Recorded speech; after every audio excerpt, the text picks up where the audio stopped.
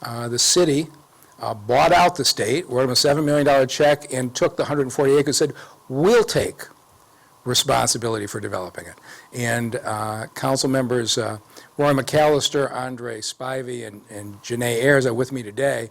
Council supported that decision. It wasn't easy to write a $7 million check, but this was the single largest development property left in the city of Detroit. And what Detroiters need are jobs. We need good paying jobs and jobs of the future. And I felt it was critical that even though it cost us $7 million, I wanted control of that site. And today we have an announcement that we've been waiting for and has been working on really for the last year. And so you have Hillwood Investments and the Sterling Group coming together with their main tenant, Amazon. And on this site, assuming that all of the approvals go through in the next couple months, the first phase of the development that will be done by these developers will be a $400 million, 4 million square foot building that will employ a minimum of 1,200 people paid a minimum of $15 an hour plus benefits. That's all locked in to our contract. And half of the property still remains to be developed in the future. By the time we're done, we'll have over 2,000 good-paying jobs on this site. At a time when the city unemployment rate exceeds 30%, which is where it stands today, getting these kinds of jobs that Detroiters can fill promptly is a high priority. And here is the most interesting twist. No tax breaks, no incentives. This city has never had a new building built for $400 million without tax breaks or incentives. This is groundbreaking territory for the city of Detroit.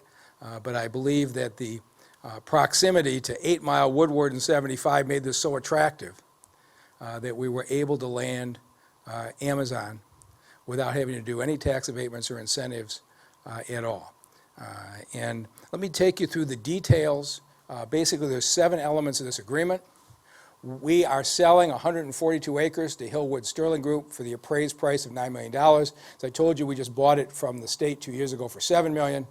We are selling it for $9 million. They paid us full appraised value. There will be no tax breaks or incentives for this project. We're actually getting a development in the city that will pay the city full taxes for as long as they operate.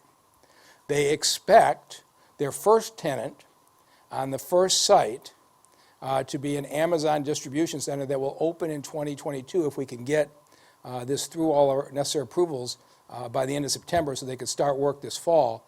They will be open in 2022. We'll get those 1,200 folks to work. $400 million investment, 3.8 million square feet, and a minimum of 1,200 jobs. And I believe the purchase agreement that is being submitted to council is in your packet, so you can see the details. In addition to that, I said, we want you not only to pay the $9 million the appraised value, we want you to put another $7 million in to benefit the community. And the single greatest need we have in this part of the city on this site is for a transit center. The main transit hub in the DDOT system is the Rosa Parks Transit Center downtown, where most of the routes converge, and we have a great indoor facility for people to wait. The second largest hub is at 8 Mile and Woodward, and if you've been out there, you have seen the conditions that folks have to wait in. 30,000 riders a week pass through there, and so we said, we want you to spend $7 million and build a transit center on this site in addition to your purchase price, and they have agreed to that. Then we want to make clear that the neighbors to the south, you're going to get a chance to hear from one of them, we don't want them to be negatively impacted. There's no reason for truck traffic to be going up and down State Fair. In fact, I think when you start to put these kinds of workers on this site, we have a chance to build housing south of State Fair. And if you've been over there, there's plenty of room to start to put housing, and potentially we could build more to the east as well. But it's not going to happen if truck traffic is running up and down State Fair. So I'll show you the picture in a minute, but it's going to be landscaped. But the traffic will all go out to 8 Mile or Woodward. The great majority will go, I'm sure, 8 Mile to 75. Detroit at Work, you're going to hear from Nicole Sherrod-Freeman. is going to partner with Amazon, and as we have gotten very good at, we will be giving them lists of qualified Detroiters to fill these jobs, and we're doing something else we haven't done before. We are going to open an entrepreneurship academy because Amazon has a program they call Amazon Delivery Service Partners. You can be your own boss, your own company, own your own trucks, run your own delivery service. You don't have to be an employee. And so Nicole Sherrod-Freeman is going to start the Detroit Entrepreneurship Academy.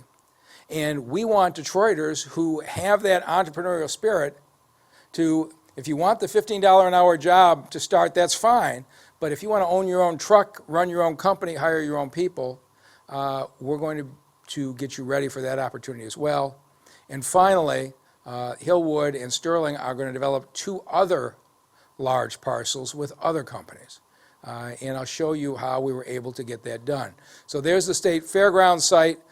It was bought by the J.L. Hudson Company for the city back in the early 1900s. For many years, there was a horse race track there, as you can see, and Seabiscuit met his jockey there, for those who are interested in the history of trivia.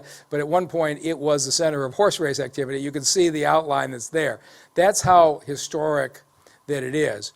What we are proposing is this. In the southeast corner of the site, that will be phase 1. That is where Hillwood and Sterling are going to build the 4 million square foot facility for Amazon. And you can see where it's set back. So if you look at it today, it looks like this, and we will arrange tours from the media later today if you want to go out and see the site. This is how it's going to look in 2 years. And you can, I think, see this is a significant improvement in a place where I think people will be very happy to be working. This is, if you live to the south on State Fair, it's going to be well landscaped, and there is going to be no traffic. I do want to see us build housing in this area, and we want to buffer the commercial industrial side from the residential side better than we have. These different colored arrows are the 9 separate routes that cross at 8 Mile and Woodward. And if you've ever been out at State Fair and Woodward and seen all the folks out there, we've got multiple shelters that people sit outside at. But here is how crazy the system is today. If you are on 8 Mile as a bus driver and you're driving west on 8 Mile, you've got to get over to Woodward and State Fair to pick up the passengers. So you drive 8 Mile past Woodward, you loop around on 8 Mile, come back east, go down Woodward, loop around on Woodward to pick up the people in front of State Fair. Then you go back to 8 Mile, turn east on 8 Mile, loop around again to keep going west. It adds an enormous amount of time to the transit operations. And so we said, this is crazy. These folks are sitting outside. In wintertime, I lived there, I watched it. In wintertime, cabs will sit there waiting for somebody to be desperate enough to pay them $25 to go home because they don't want to be waiting out in the cold. And I always thought of those cab drivers kind of as vultures. I know they thought of themselves as entrepreneurs. But you just saw they're sitting there waiting. Who's willing to part with $25 because they're too cold? It isn't a situation we should have. It's something I've wanted to fix for a long time. And so this is the way that it looks today. And this is the new transit center that we envision building in the middle of the site.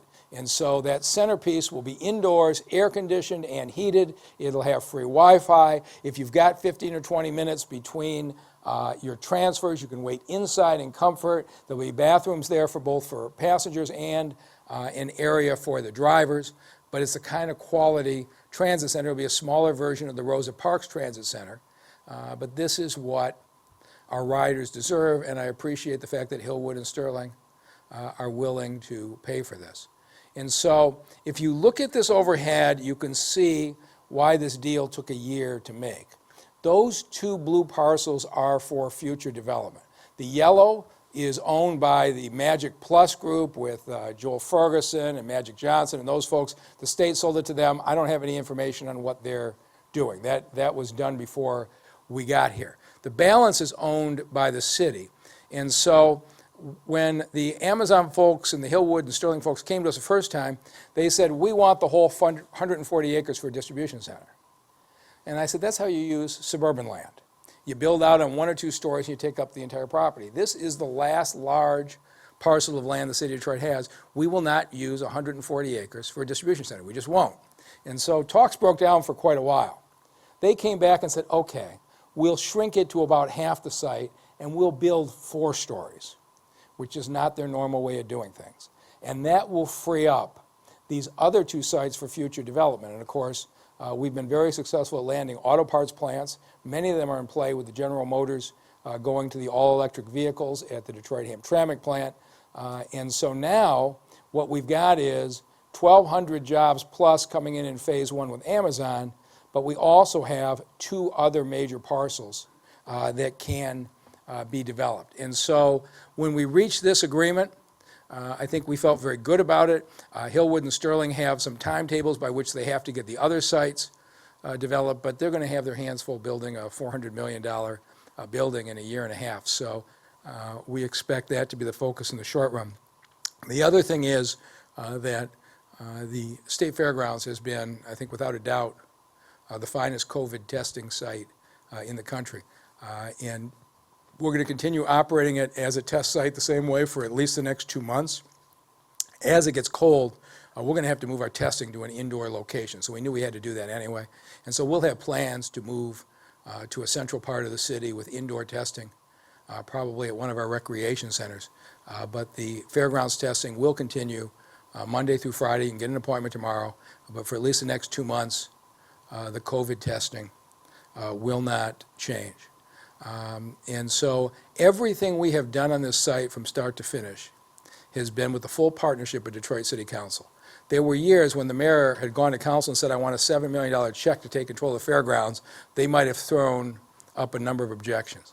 They believed from the beginning that we would do better if we controlled this on our own. And the single greatest advocate was Councilman Roy McAllister, who doesn't live that far from here.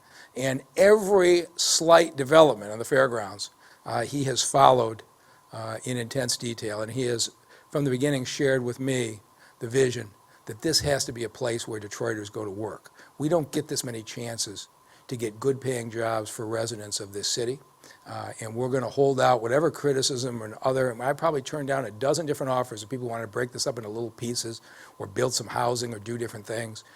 We said this is going to be a place that puts Detroiters to work.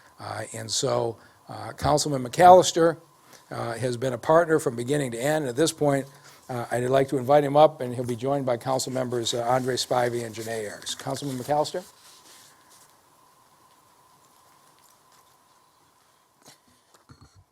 Mayor Duggan, thank you so very much for this. And I have my partners back here with me, Member Ayers and Member Spivey, who also works on this. But I also like to call up the district manager for that area, Ms. Kim Tandy, up, because this is a working relationship between the administration and the legislative body. So first of all, again, Mr. Mayor, I want to thank you, and I want to thank Hillwood Investment, Mr. Todd Platt, for what you're doing, as well as Sterling Group, Mr. Eli Torgo, for what you're doing on this. This proposal on the sale of the State Fairgrounds with Amazon and the Hillwood Investment Group and Sterling Group is phenomenal.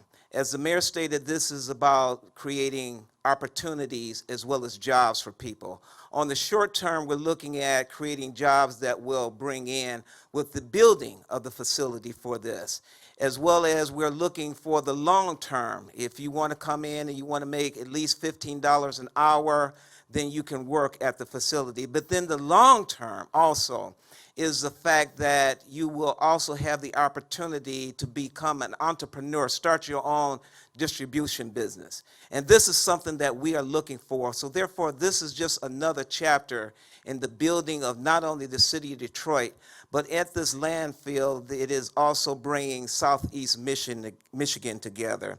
So I just want to thank each and every one, Hillwood Investment for this, Sterling Group, and Mr. Mayor for the diligent negotiations that was done to bring this together, as well as my partners, Member Spivey, Member Ayers, and District Manager Kim Tandy for this. So, you know, I can't say any more. I think there'll be questions, but I do want to introduce one of the phenomenal people that has been a part of this, and that is the CEO of Hillwood Investment out of Texas, Mr. Todd Platt.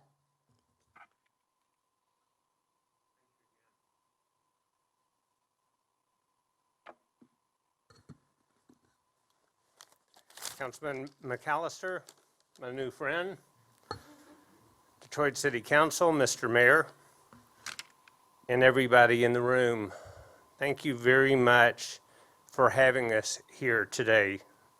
It's great to be with you.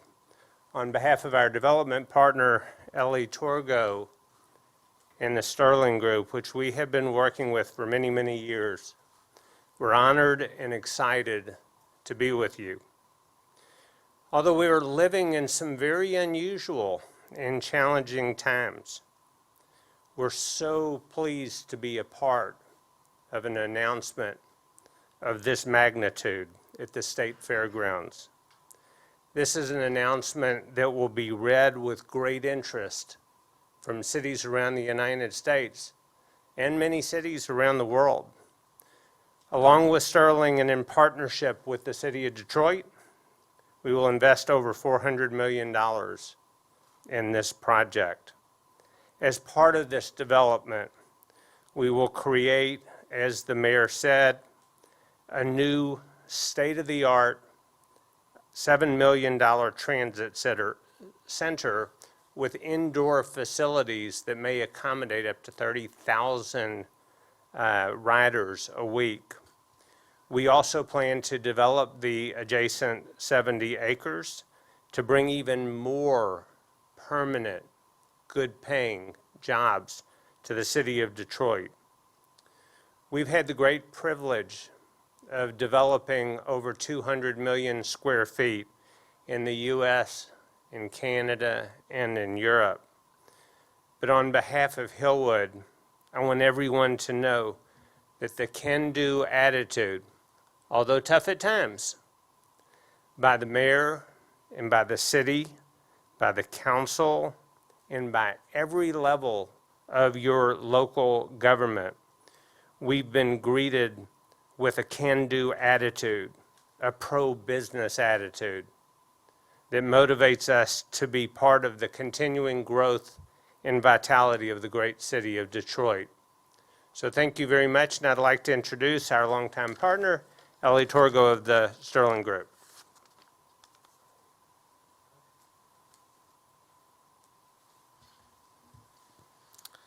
Thank you, Todd. Today is such a consequential day for our company and our wonderful joint venture partner, Todd Platt, Ross Perot, and the entire Hillwood team. We are so grateful to you, Mayor Duggan, for your confidence in us and for your great leadership every day during these remarkable and difficult times. Thank you, Councilman McAllister, Councilman Spivey, Councilwoman Ayers, and Senator Bullock. We look forward to presenting our plans and gaining approval from the Detroit City Council in the very near future. Our company, the Sterling Group, has been headquartered in Detroit for over 30 years. And having this opportunity to develop the State Fairgrounds and honor its legacy by bringing new jobs to Detroiters in such an exciting and vibrant way is a privilege and an honor for all of us. Having a new state-of-the-art transit center will utilize this strategic location to maximize access to as many Detroiters as possible. We are so grateful to be a part of the continuing growth and progress of our city of Detroit, and we appreciate all of you being here today. Thank you.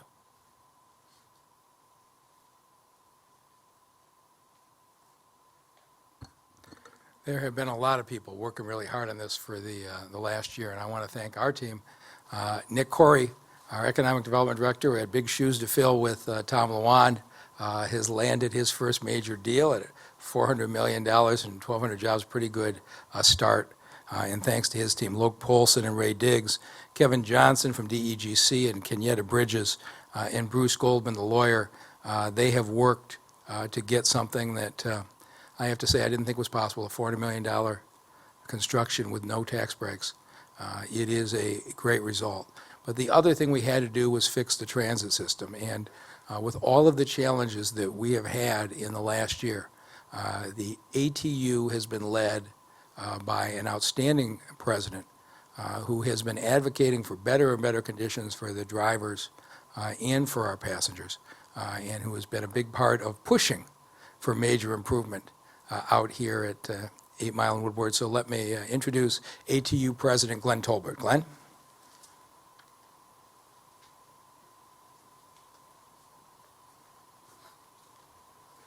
Good morning. I am proud to stand here and advocate for such a project by the investors and the mayor and Councilman McAllister, who has worked with the ATU and been a friend of the ATU well before he became councilman. So, but this means a lot for the operators and the passengers. The operators will have somewhere to. I don't know if you all have been watching, or listening, but restroom facilities and somewhere just to get something to eat has been a major issue in this city. And I will continue to fight for it, and I thank the mayor for continuing to fight for it. But I would be remiss, everybody else has a prepared statement. I like to shoot from the cup, so. Because I probably would have thrown it away. I mean, I would be remiss if I didn't, talk about the hard men and women out there fighting, still coming to work while this corona's going on. And then the prevailing thought up here today is that, we're bringing good paying jobs in here. And now my fight continues to try to get my men and women up to that $15 starting hour. So while I'm happy for this project, I still think we have a lot of way to go to recognize the men and women that's been here from the beginning of time working in these conditions. So I couldn't just get up and say that without saying that, yeah, my men and women deserve it also. The mayor came to me and asked me about this project a few months ago, and like I say, I'm all for it. The men and women of ATU Local 26 are for it. The passengers who we rely heavy on their input, I mean, they will really benefit from this, and we want to thank you all for doing this. And, because I am a numbers man, that means taxes coming in, so that means city has money. They can't come with that violin. So I thank you. So I thank you all right? Thank you. I think I was supposed to introduce someone, but it wasn't up here, so I'm sorry. I forgot your name. What's your name? Nicole can introduce herself. Okay, Miss Nicole, thank you all.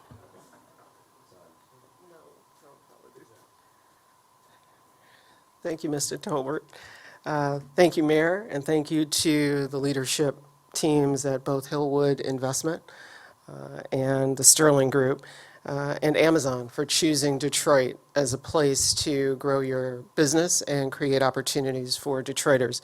At a time when the rest of the country is facing some very serious questions and challenges about their economic health, it is pretty remarkable to be able to stand here with you today and talk to you about yet another round of opportunities for Detroiters, jobs, careers, and small business opportunities.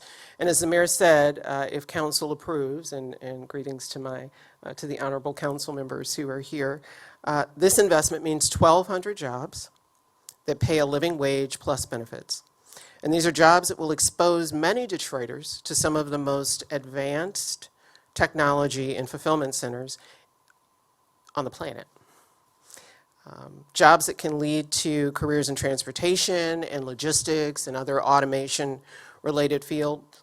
And as importantly, at a wage and with benefits that many experts agree are solidly on track for middle-class incomes in the city of Detroit. And because we are collaborating with Amazon to provide Detroit talent, you can trust us to help you get ready for the opportunities that are coming, just as we are doing with FCA and Dakota and Detroit Manufacturing Systems and New Center Stamping and so many others, we're going to provide you with all the information you need to take advantage of the opportunities that are ahead. But here's the thing. Amazon in Detroit is about far more than jobs and careers. Amazon in Detroit, as the mayor and Councilmember McAllister and others have said, is also about small business ownership. And so if you haven't yet, you should take a look at Amazon's Delivery Service Partner Program, which is called DSP for short. And delivery service partners are those small businesses that, as those before me have said, are independently owned businesses that drop those packages off on your porch. And when Amazon comes to Detroit, they are bringing those delivery service partner opportunities with them. So for a small number of the right business-minded Detroiters, this could mean a chance to start your own small business. A small business that is built on and supported by the Amazon engine. You have to apply, you have to have access to capital, you have to meet all the requirements that Amazon lays out. So this is by no means a promise or a slam dunk deal, but what it is a chance. It's a chance for Detroiters who are interested to learn what it takes to build a business supporting one of the most successful companies on the planet. And so let's talk for just a second about how Detroit at Work is going to help you get ready. Later this year, Detroit at Work will begin its first Detroit Entrepreneurship Training Academy, and it'll be free to those who qualify. And the Entrepreneurship Training Academy is for aspiring entrepreneurs to learn more about what it takes to start and operate and maintain a small business. And that's going to be whether you're interested in an Amazon delivery service partner opportunity or something else. Maybe you've got a different idea. We'll help you understand the basics of starting your own business. Graduates will walk away with a draft business plan. And as importantly, you'll get connected to local experts and investors and a dedicated entrepreneurship coach. Now, of course, you have to do the hard work of starting and running and maintaining a business, but you'll have Detroit at Work and so many other community partners that support small businesses in this city standing behind you. So whether you're interested in what it means to be an Amazon delivery service partner, or whether you are ready to get serious about another business idea, just know that Detroit at Work, and again, so many other partners, including DEGC, will be here to help you stand it up. If you are interested, I want you to go to detroitatwork.com/Amazon and sign up for more information. And then finally, while it is important to hear about the business plan and the land development and the council approval that's needed for this, and to hear from our partners, our investment partners on this front, it's also important that we hear from residents.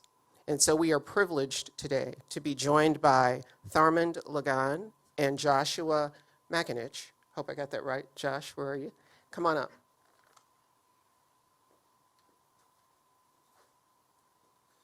Thank you. This is a pleasure, I have to say. We've waited a long time for the State Fairgrounds to do something productive with this vacant parcel, and here we are. So as we undertake this massive sustainable project, and it puts the opportunities in front of Detroiters, many Detroiters that are looking for something different, quite frankly. Maybe not a job, maybe they're looking for an opportunity like Ms. Nicole just stated. So this is exciting. And returning to the city of Detroit in 2009, it had its challenges. It did, but we worked with our district managers and we fought through those challenges. And it's been tough, but this is going to be a great reward. And just to see this development here, thank you, Mr. Todd. And by the way, I love that Southern accent. Love it. Let me borrow it sometime. So, on behalf of Detroiters, I'd like to say thank you. Thank you to our city council members and Mr. Mayor. Tell them a little bit about what you're doing in your neighborhood. So we have undertaken a project after the city of Detroit has underway an aggressive demolition campaign in District 3. We have cleaned these vacant lots that have been dumped on for decades, and we've worked with our district manager, Mr. Ernest Johnson, and Kiana Sessoms, and keeping these parcels clean to provide a quality life of Detroiters that are living in these areas and have remained there, and in fact, some has come back like myself. So, and Detroiters deserve a clean city to live in, and here's an opportunity that Amazon has presented after many years. It's exciting. It's very exciting, and I can't wait to see the results of it. You know, and behind that can-do attitude, there are results. There are. We just have to keep persevering and pushing forward with our mayor and making sure that we are providing the Detroit that we want to see. We have to take action, and that's what we've done. And it's been rewarding as a street, as a block club. Our block club is Keep It Clean Block. And we also run a local nonprofit as Rescue My Nature Now, MI from Michigan, Rescue My Nature Now, Inc. And we focus on sustainable practices. So I served as a sustainability ambassador, and that was a great pleasure and a learning experience in itself. The last few years, again, they've been challenging, but it's been fun, and we've had an opportunity to get to know our neighbors that have been separated, by blight and some of the other lewd activities that have occurred in these vacant areas. So this is a fresh breath of air for Detroiters.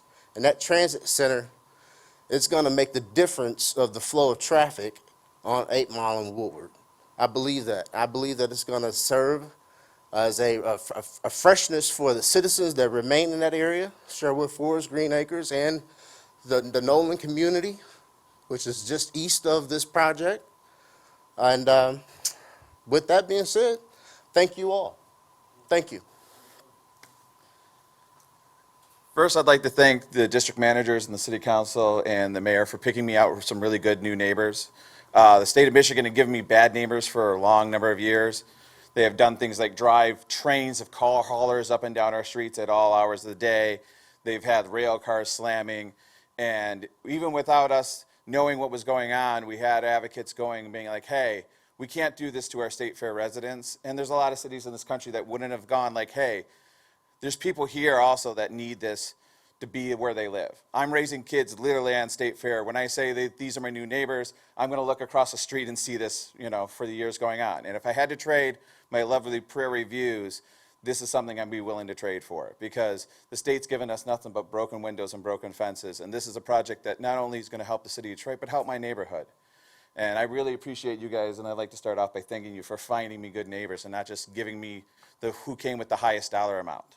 I really do appreciate that. And I appreciate, I've got to meet my new neighbors very briefly, but they do have a concern about, making this a sustainable project and worrying about light and sound and wanting to be good neighbors. And that's not something you see from a lot of corporate places, and other places. So I really appreciate that. And I'm looking forward to watching my neighborhood come up with my kids and everything like that. And we had some conversations today where elements that don't even affect them, they seem to care about with. So I really appreciate that, and I want to thank you guys for that. And I'm looking forward to this, rising up my neighborhood with the city of Detroit and with the Amazon project. So thank you.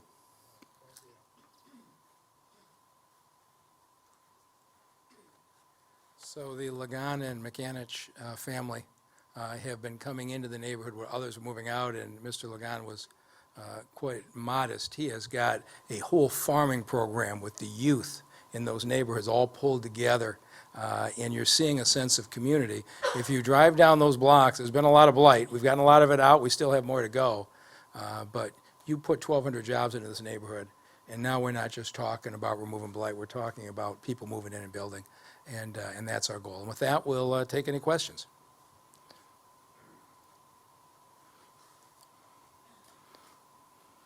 Good morning, Mr. Mayor. Vicki Thomas, WWJ Radio.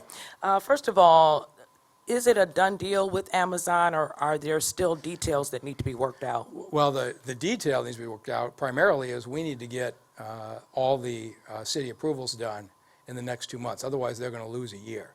And so nothing is final until we get our approvals. But I'm confident once those city approvals are done, I don't know, Todd, you can talk about whether you have any things to work out, but assuming you get our city approvals on the next 2 months, we are going forward, right?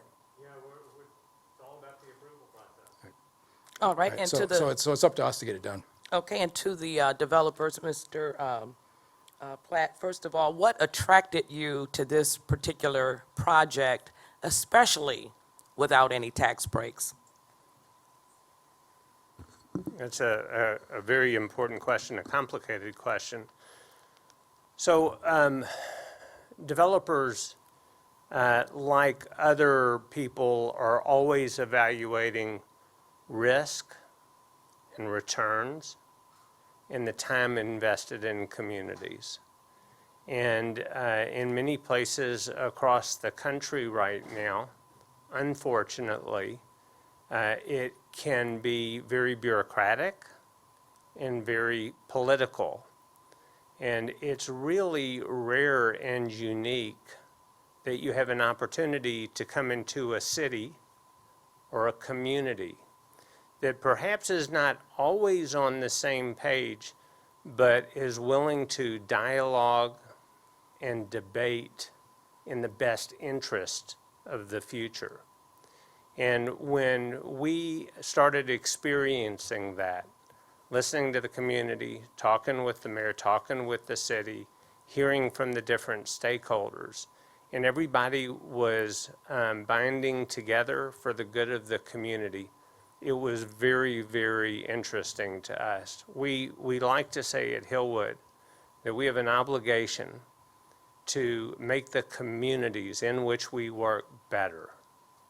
And frankly, in the case of the city of Detroit, our contribution will be very small relative to what we've seen from all of you who are already working so hard for the benefit of the future.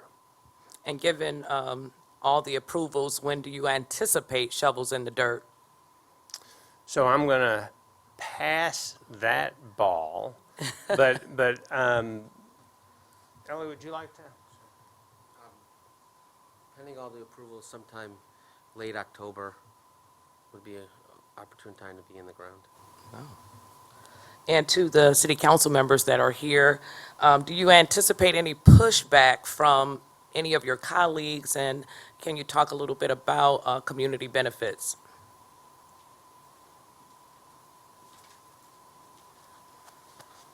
Well, of course, there will be concerns regarding that, Ms. Vicky. But the objective is, the overall objective is, what is the benefit, the overall benefit that is going to be with the community? And I think all 9 council members are looking towards that. And we just have to just work some things out, as well as stated earlier, the community involvement. Regarding the community benefits, of course, that was one of the issues that was discussed, and that is something that is being looked at because of the $7 million that they're looking at to bring with this new transit system. So it's a balancing act, you know. You can't take everything, you can't give everything, but how do we come together as far as working towards meeting those goals and initiatives for everyone?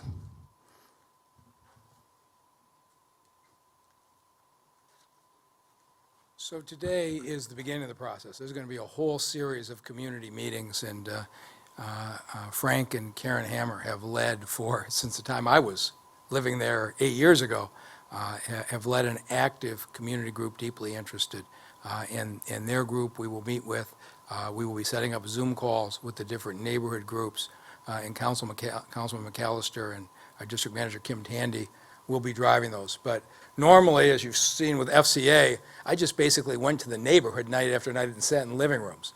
I can't do that here because of COVID, but we will be night after night in Zoom meetings with neighbors to make everybody feel comfortable. So everybody who has any interest in this, you're going to get multiple opportunities throughout August and September before City Council votes to get your questions answered. We'll answer questions on traffic, we'll answer questions on jobs, we'll answer questions on landscaping. Everything that you want to know, the developers will be available, as well as the city leadership.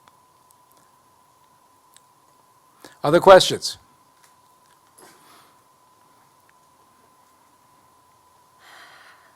Sarah Hall from the Detroit News. Curious, are the jobs going to be limited to Detroiters, or do you think that people will come out of the city to have jobs at Amazon here? Yeah, so the jobs aren't limited, but what Nicole Sherrod-Friedman's going to do at Detroit at Work is what she does, which is we will act as an HR agency, we will screen Detroiters, we will give the list of qualified Detroiters to Amazon, and Amazon has agreed to work with us collaboratively in that process. But as we're doing with FCA right now, it's been remarkable. I think the first 800 people they interviewed, 70% of them qualified, which is an extremely high rate for a manufacturing company. And FCA has just given us till the end of August to give them more Detroiter names, even though they weren't required to. So I'm confident that what Detroit at Work is doing in providing lists of qualified Detroiters is going to work. And I think Detroiters are starting to understand this. Whether you want to be a truck driver or a nurse assistant or work in manufacturing or be a police officer or own your own business, you can go to Detroit at Work, and all of those opportunities are there. And if you're short of a GED, you're short of a skill, you need some training, they will also provide those training opportunities. Because really our future is about getting people to work. And a lot of the jobs that went away during COVID aren't coming back. Amazon are jobs of the future. People want packages delivered to their homes, and the appetite for that is growing, and today Amazon is delivering next day, and Amazon's going to be up to same-day delivery, which means that these kinds of logistics jobs, I believe, are the jobs of the future. It helps us diversify the city's economy. It's really a good day. And lastly, do we plan on relocating the testing site? Yeah, so I mentioned that before. So sometime in October, we will move to an indoor testing site because of the weather anyway. So for the next 2 months, people should just keep right on going. You can call right now and get an appointment for tomorrow. But probably sometime in October, we'll move to an indoor location. Mayor Duggan, Larry Spruill with Channel 4. 2 questions for you.